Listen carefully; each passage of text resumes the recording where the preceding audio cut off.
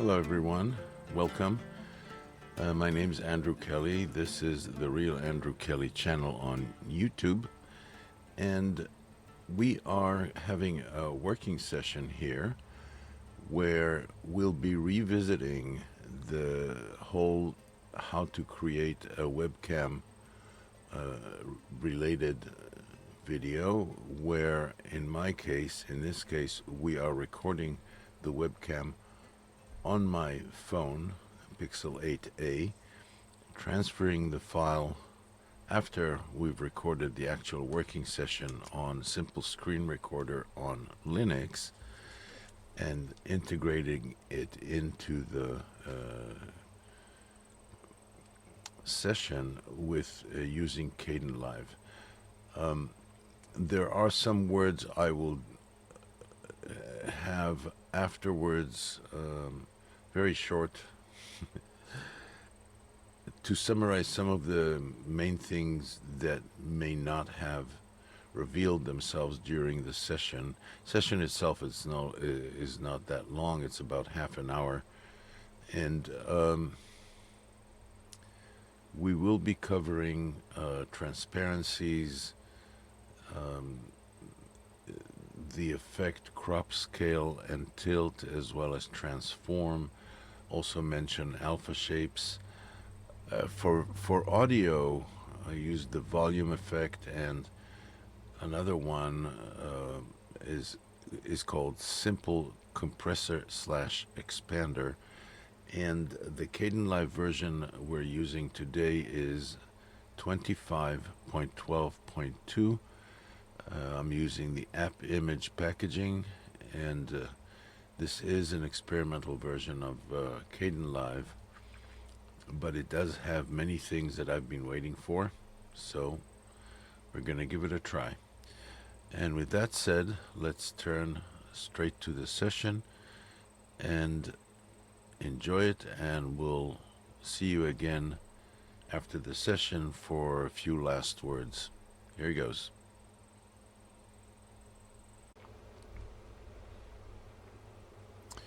In this section, we are going to put together a physical raw webcam clip that has synchronized audio and video, and introduce some effects and make some modifications to make it palatable for a bigger project in Kdenlive that is going to use it.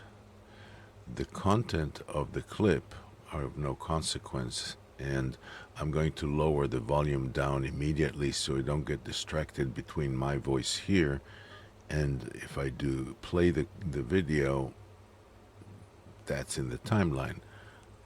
I don't want to have a lot of noisy distraction. So let's start. We've got Kdenlive set up as a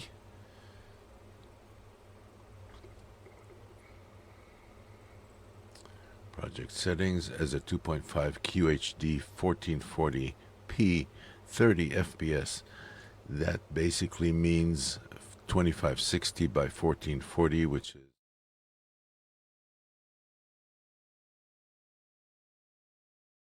30 FPS frame rate, and etc. etc.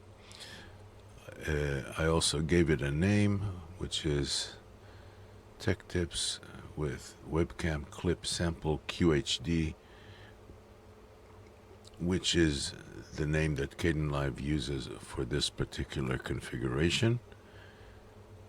And let's bring some clips in. First things first, let's bring in, this is the footage that we're going to edit. This is the video clip from the webcam.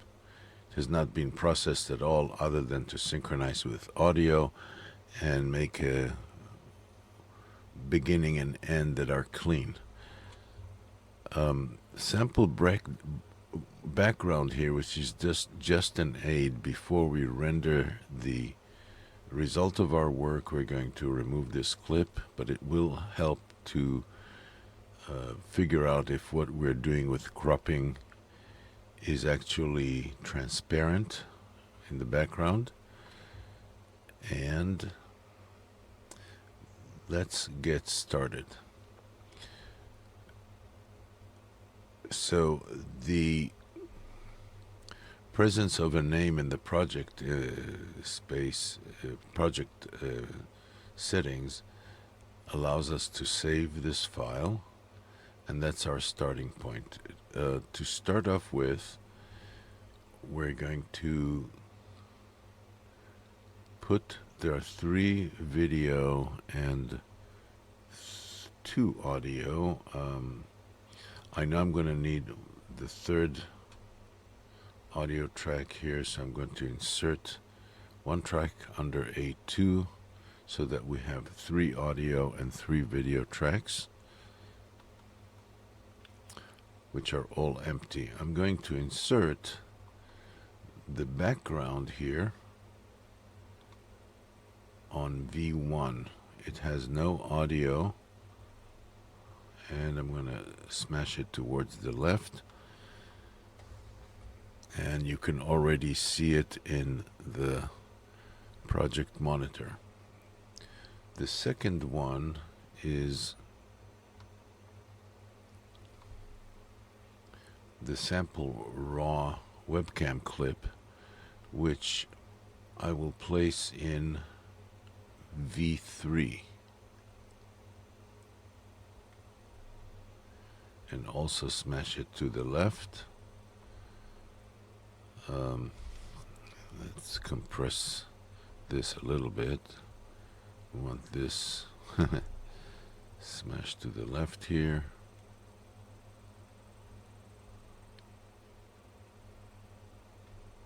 Okay. That's all the way to the left, that's all the way to the left. And I'm going to ungroup the audio from the video here so I have a little more freedom in how to move tracks around. Ungroup clips, and I believe that nothing is now grouped with anything else. Yeah, that is correct. And I'm just going to move this up to A1. You'll notice that both audio and video are exactly the same size. They're all pressed towards the left, and this is longer, but I don't know how it wound up moving to V2, but it belongs in V1 because there's a track that goes over it, which is a color clip. So over here I'm going to add a color clip, and let's extend the time a little bit, make it into 15 seconds just so it's easy to see here in the timeline. And the color is the correct one, left over from a previous project. And this color will be the basis for the frame. The frame around the webcam will be pinkish purple.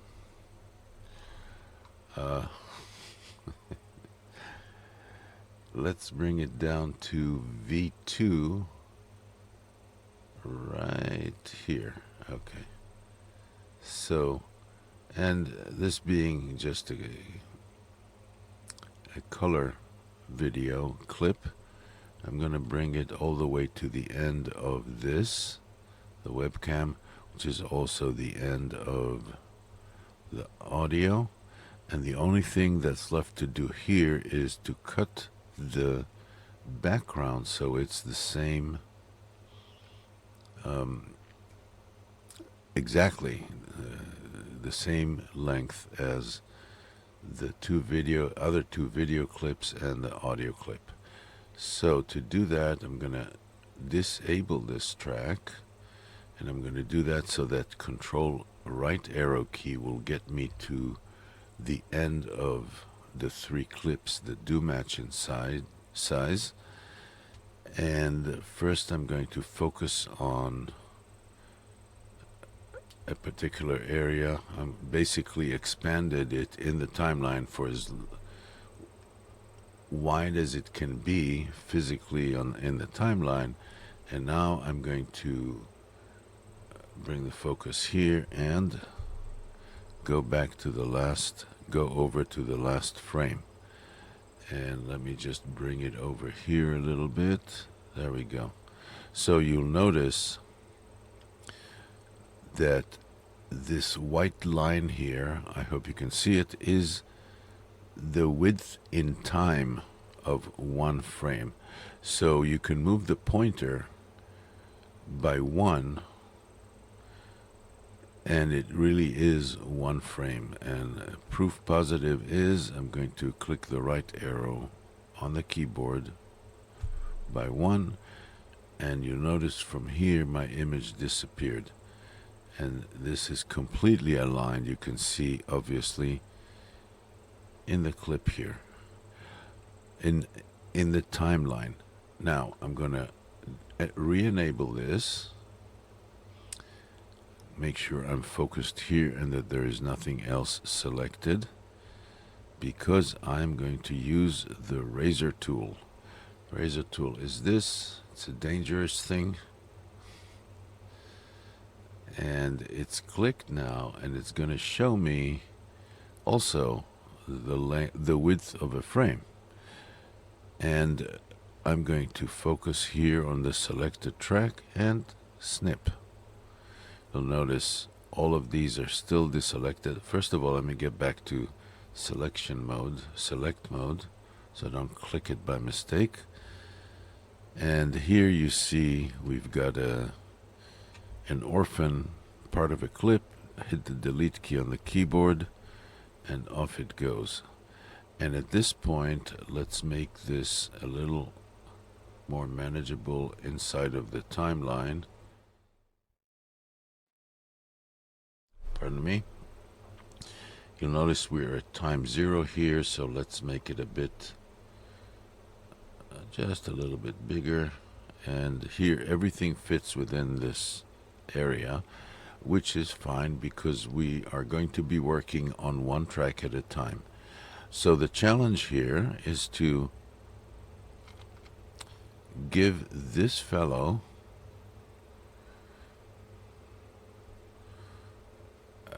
a frame around it, and let me just start rendering here so it's visible. Oh, sorry, the pointer is all the way at the end. No wonder we couldn't see it. There we go. So we're going to give this fellow, we're going to crop him. And at the point at which we crop everything, the tool that we use will render everything else as transparent and leave the cropped area in the image. Then we're going to make this color clip into a frame around the cropped image on the layer above it. And the waves on rocks here, which you can't see right now,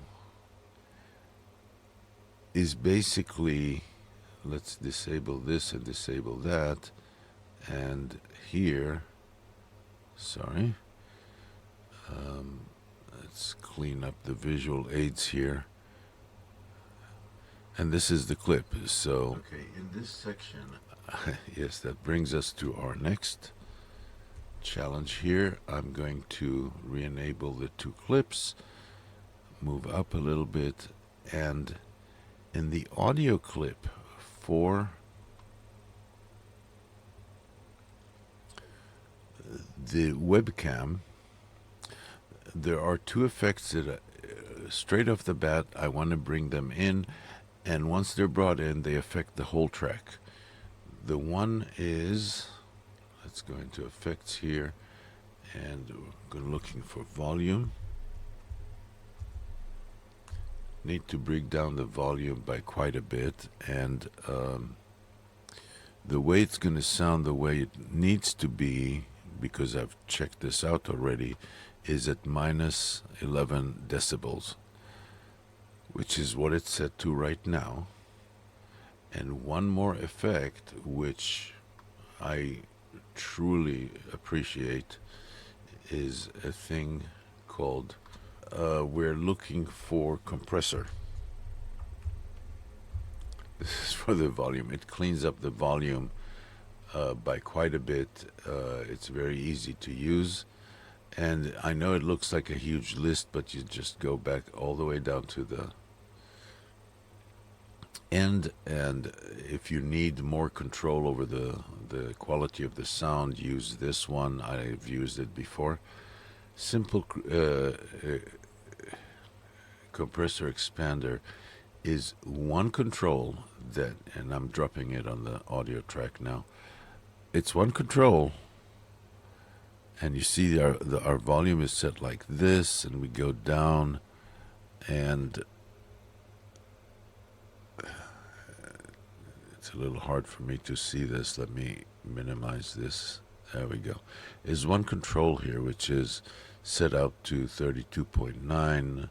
Usually I see it at 33 by default. For this clip, again, because I've tried it, it's at 15.2 that it has the best benefit that I could hear. So why don't I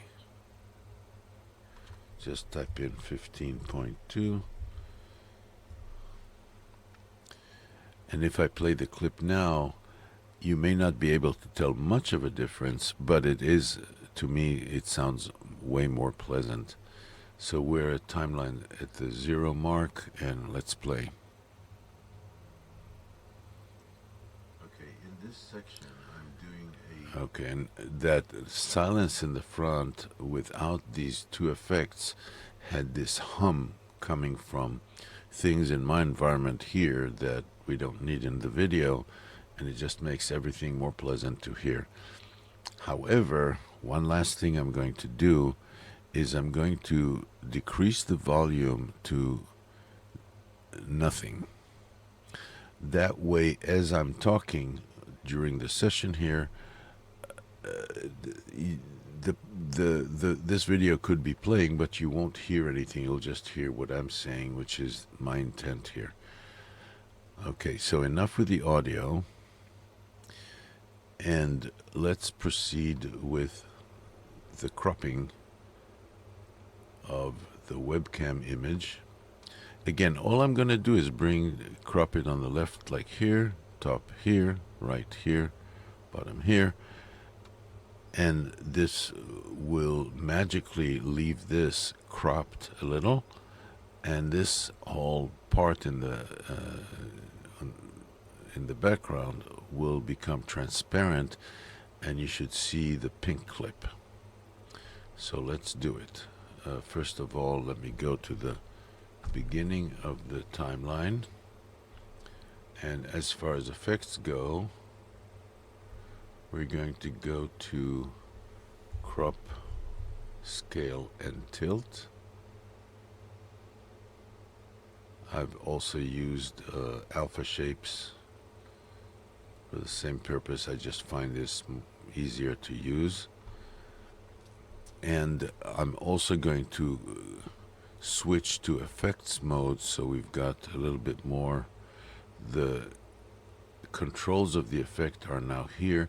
The project bins where all the clips are over here, and the actual effect is over here. And I could actually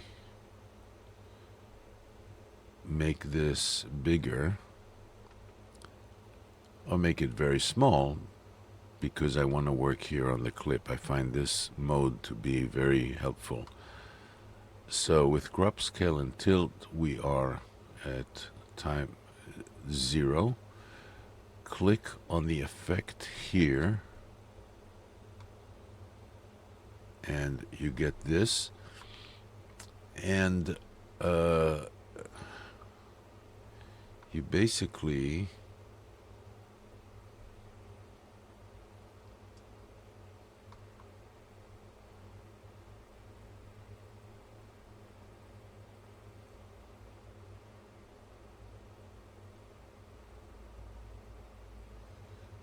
another quick pause here.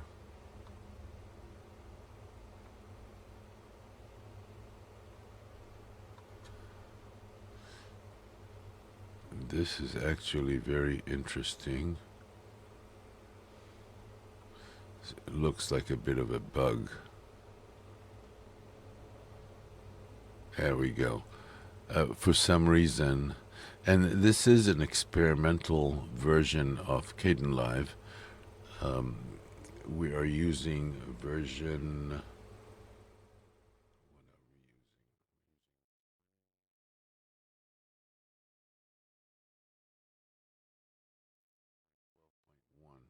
the AppImage, just by the way.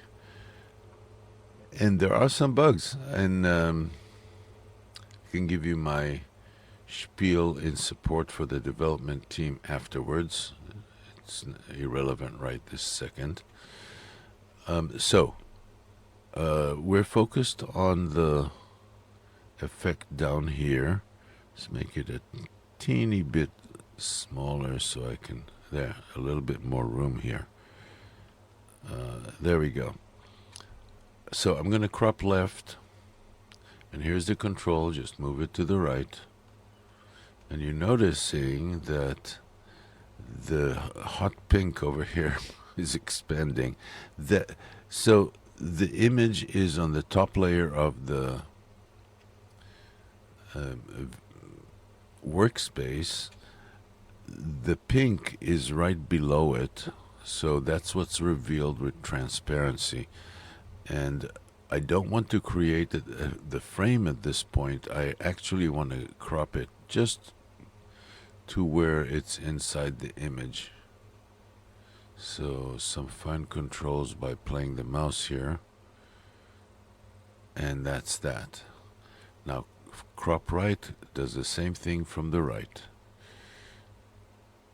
And I'm moving the control here, and you see the immediate effect over here. I need to go just a little bit more. The way you drive this with a mouse, it wants a little bit more of a movement before it moves, and then it becomes pretty sensitive. Now we're going to crop from the top.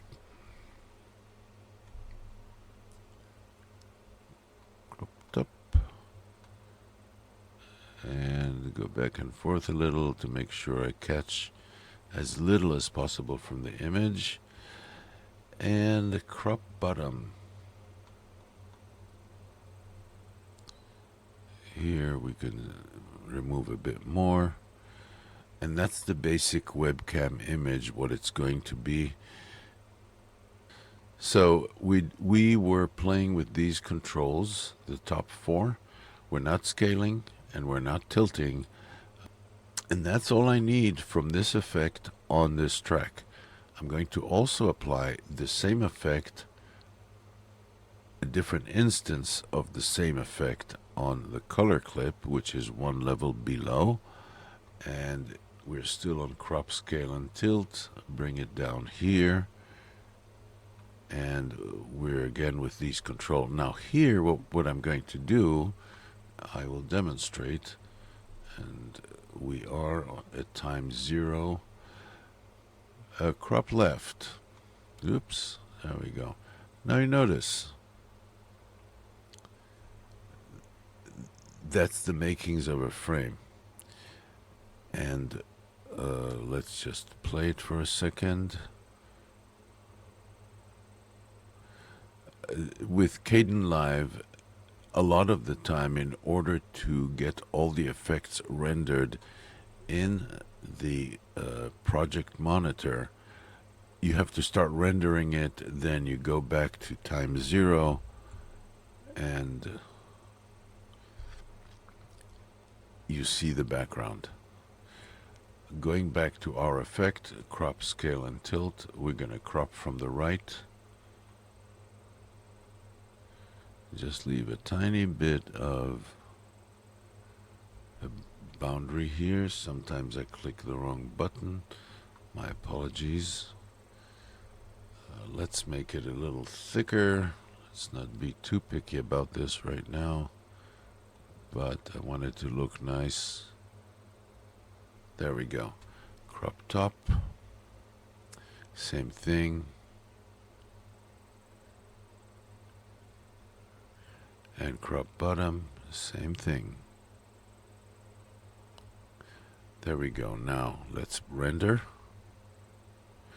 And now you see the reason why I have the waves here.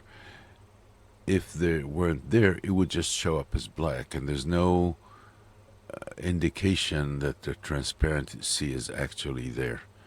And you notice this guy's talking his full end off, but he's not interfering with what I had to say. And just to comment about that, this is simply a very small part from a much larger video that I did a while ago. And it's completely irrelevant, even though it's about video and effects and all that in Kdenlive. It has nothing to do with the subject matter here, which is how to rework the clips that we get from the outside world so that they're easy and well fit to do work on in a larger project in Kdenlive. And enough said about that. And so what I'm going to do now is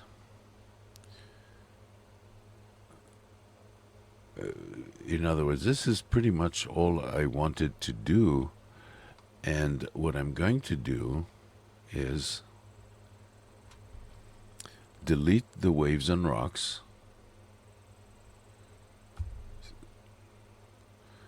And you notice once they're gone, you can't tell whether or not this is transparent because it's the bottom layer, and by definition, in such a case, transparency shows up as black. And our tracks are still all the way to the left, but this one is the odd man out here, so I'm going to delete V1 so that they're all together. And so right click on this, delete track V1, and they're all together. And they're also all the same length, which we will verify. And so I'm going to add to the selection. We've got 3 tracks all together, 2 video, 1 audio, theoretically all synchronized. And we're going to group them and start playing from the beginning. And this time it would be without the waves. We'll just see black in the background. And before we forget, we want to undo the volume, which was at 100 dB, and we like it, meaning I like it, at -11. Wrong. Yes, this is correct. -11 is right here. Okay. Now we're going to start it again.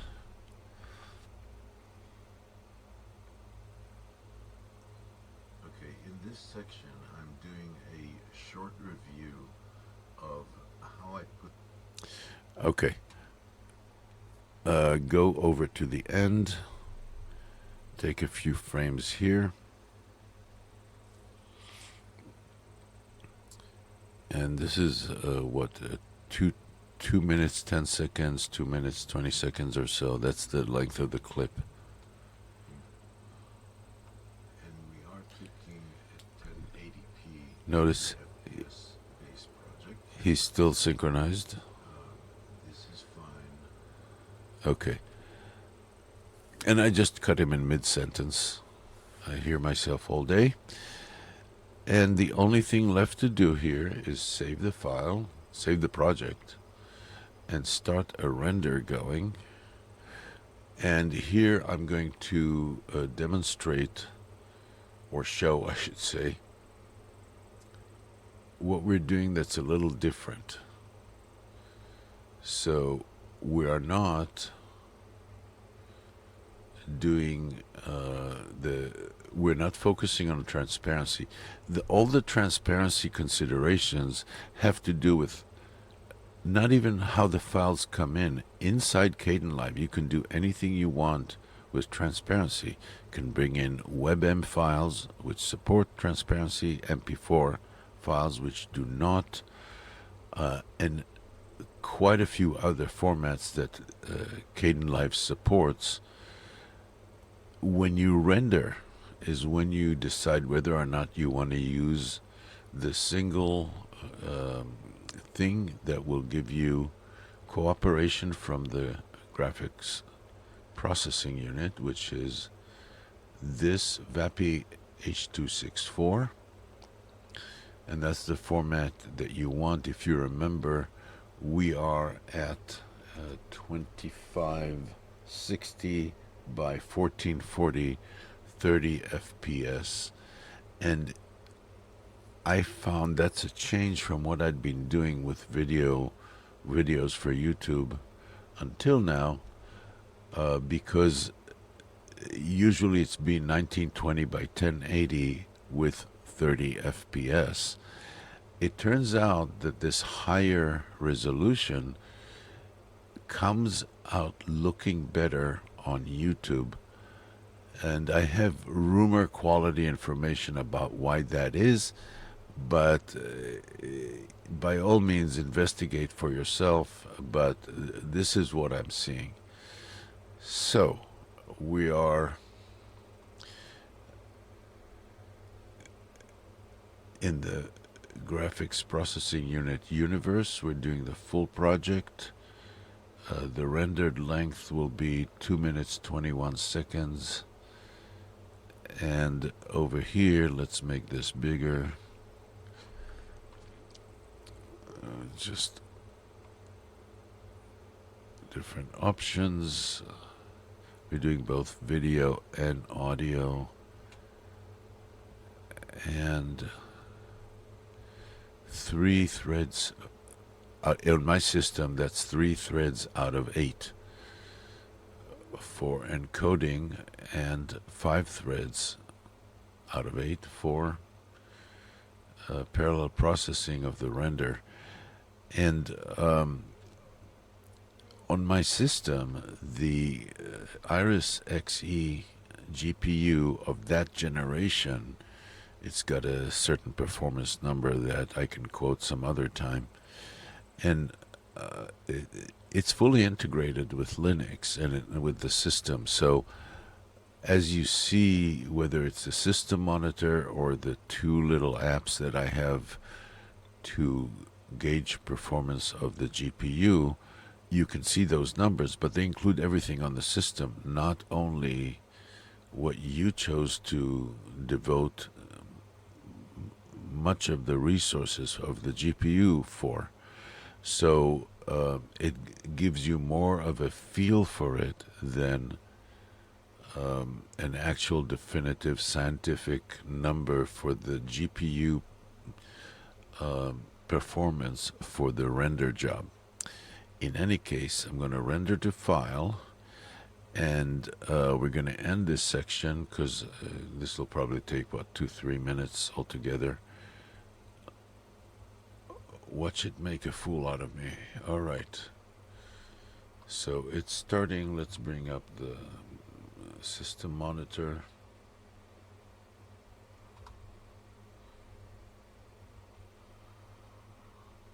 Here it is. You can see that it started. I will also bring up the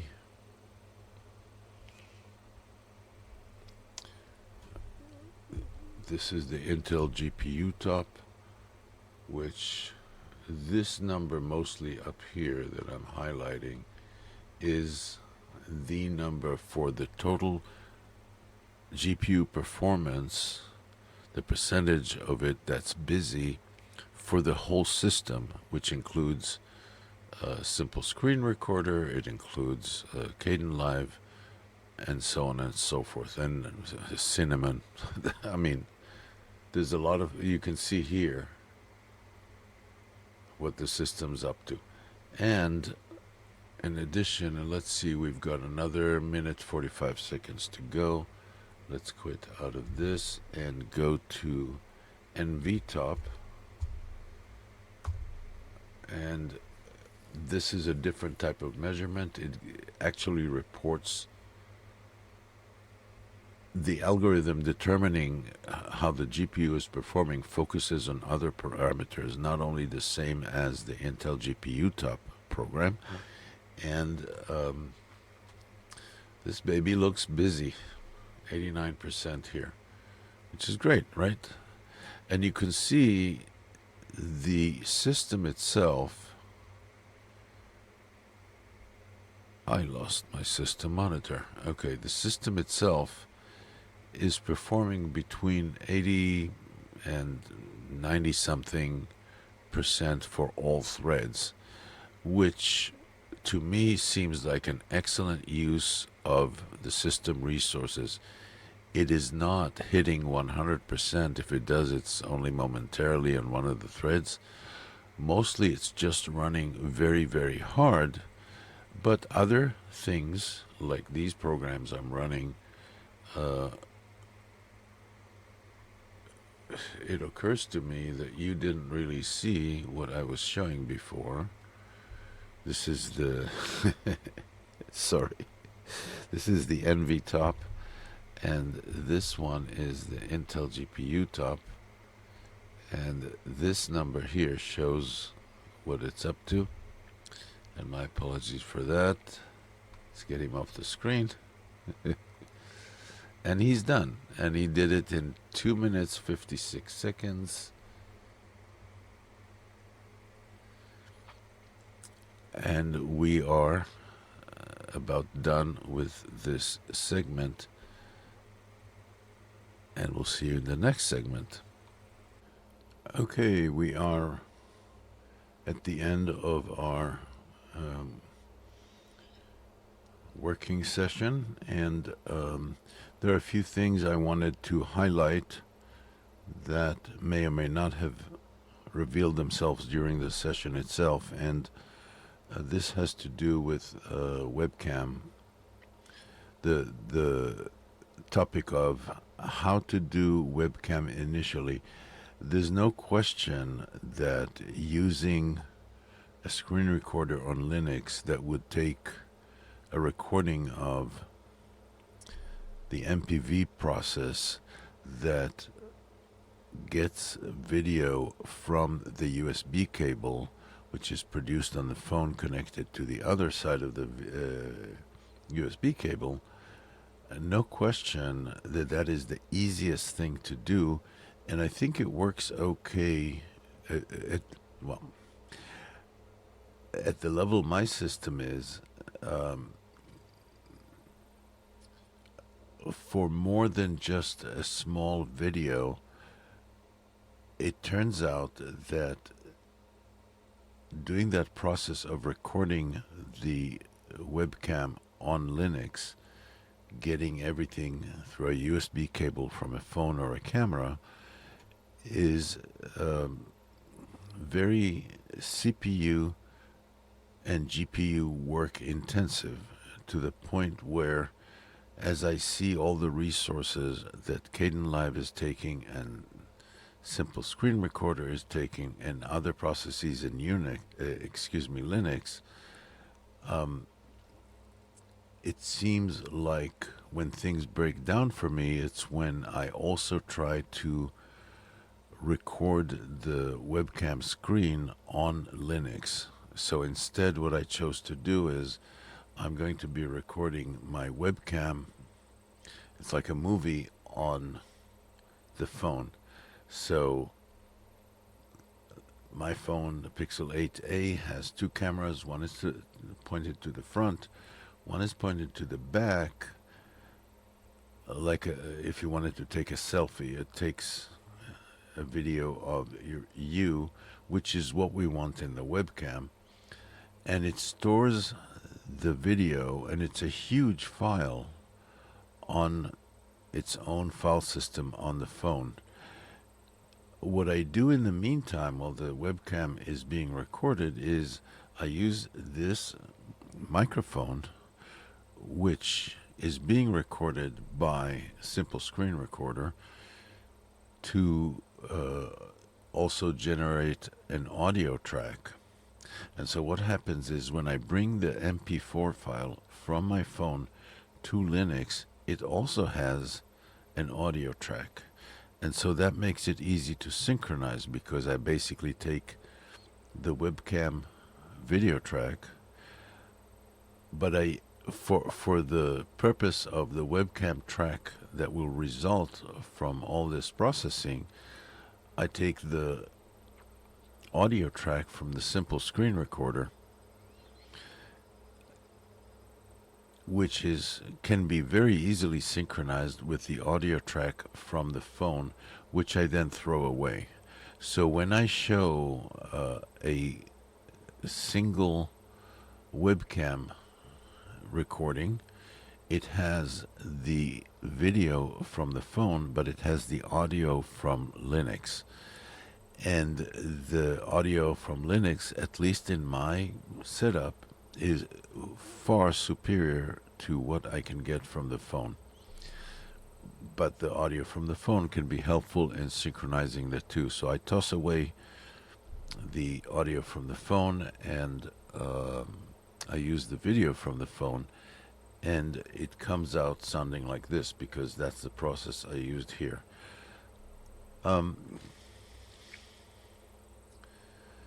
The other comment I made during the session was that the Iris Xe GPU on my Linux system is fully integrated with Linux and other apps that do, like Cinnamon. There are other programs on Linux that use the GPU. So that's part of the stress on that system. And one more thing about dealing with webcam videos is that, and there are other applications that behave like this. If you're dealing with a single video track and a single audio track, which is what happens in the session that we were doing just now, there are effects that I want to include in them, and I want to create a new webcam video file that adds a border to the face inside of that square, that the rectangle that the webcam took. This involves additional tracks, and so I work in stages, and I find it much easier to work with Kdenlive if I use several stages. It's much more work intensive and it's more time consuming, but the result, I believe, is far superior than if I had a workspace in Kdenlive where you've got little bits of clips of video and audio because you cut some things out, you added another layer, you did some effects, and you try to merge all that with an actual content that has to do with nothing. It has nothing to do with what all those clips are trying to do, which is create a nice looking webcam. I just separate the two, and I first take care of the webcam, and I take it to the point where I can produce with a render from all of those little segments where I cut out some places where I said something wrong and I put in a correction and so on. I come out with a single audio and a single video in one track, in one MP4 file, which then gets included into a bigger project where there's a webcam involved, but there's also subject matter that needs to be developed in that Kdenlive session. So that's my advice to people, is if you find yourself swimming in little bits of clips and segments of audio files and things that you find it hard to keep track of them in your workspace, do it separately. And the result of that separate effort you can include as a single audio and video clip into your bigger Kdenlive project, and it makes life way easier. Last but not least, my advice for working with things where you have audio, you have video, but you have to insert another track, is keep all your tracks in that hopefully small projects where you, for example, producing a webcam file which has a border and other things in it. Like, for example, the volume is way too high or it's way too low. You can clean all that up before you render the final webcam MP4 file. But at that point, what I would suggest is take the initial raw audio and video that you get in your raw webcam clip, which is the first step for me, and ungroup and unselect everything. You're starting out with 2 tracks. If you're adding a border the way I do in this session, you've added another layer into the stack of clips in the workspace.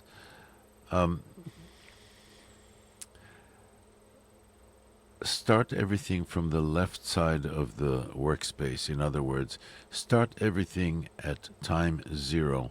Don't insert anything else before you're done editing the actual audio and video of the webcam. That way, you come in with a synchronized pair of tracks, 1 audio, 1 video.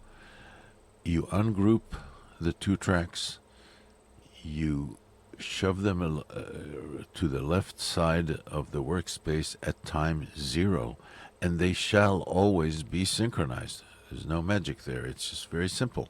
They will be synchronized, and if you moved something by accident in the workspace during your editing session, just take that clip in V1 or V2 or A2 or A3 in your workspace and just move them all the way to the end, and do the same for both audio and video clips, and you're synchronized.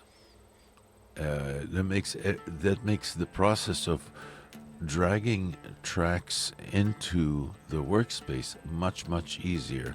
I don't know if you've noticed, but Kdenlive likes to move things from track to track. As you're dragging your new piece of video or audio to the workspace, Kdenlive is being accommodating by moving things around. However, sometimes the order in which they show up, what's on top, what's on the bottom, makes a big difference. And if Kdenlive moves a video track from one place to another place, that's no good. So that complexity is a little it's not that easy to keep that under control when you're dealing with many moving pieces. And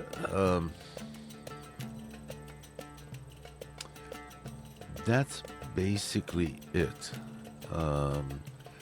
I certainly enjoyed making this video. I hope you did too. And if you have any questions, please feel free to write a comment underneath this video or send me an email. My email address is always there on the page in the description towards the end.